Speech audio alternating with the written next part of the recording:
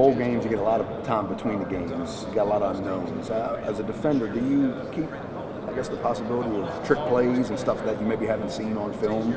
Maybe a little bit more emphasis on that in this game? Yeah, for sure. You know, it's bowl game. You know, some guys, you get a lot of time away from the game, kind of. You know, more free time and things like that. So, you know, some guys come in less focused and things like that. So, you know, everywhere I've been, you know, coaches practice trick plays and, you know, have the little thought and idea, put it in your head like, oh, you know, they might run something, you know, they might run a fake, whether that's on field goal, you know, punt and things like that.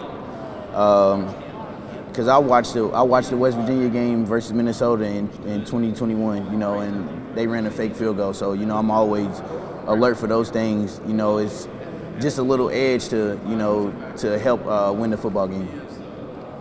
Beanie, I know you're end of the season, you're exhausted, you're beat down and everything, but you're playing at such a high level. How do you maintain that through the bowl game with just practice?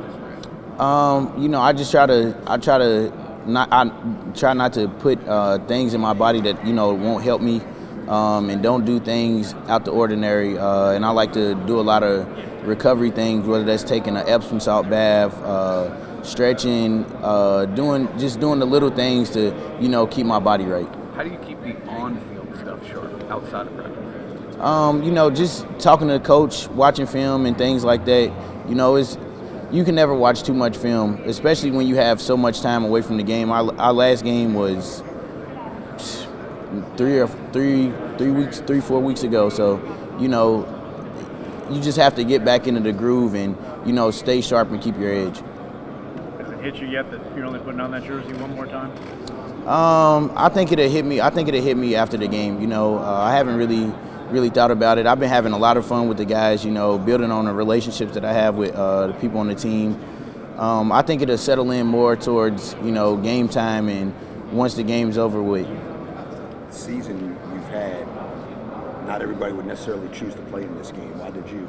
I'm a competitor. You know, I don't look at it as, oh, you know, could get hurt. You know, we play football. It's a violent sport. You know, so I'm not gonna help the team win 8 games. You know, and just be like, oh yeah, it's time to get ready for the NFL. That's not how I want to look at it, and that's not how I want to leave West Virginia. You know, I want to be able to help us win this last game. You know, and get to 9 wins. You know, which Coach Brown told us it hasn't been done since like the 2012 season or 16 season, one of them, but it's only been done like 2 or 3 times since then, you know. So just being able to help us win the last game, you know, and send me off and the rest of the seniors off, you know, and hopefully, you know, end on a high note for the guys that'll be on the 2024 team.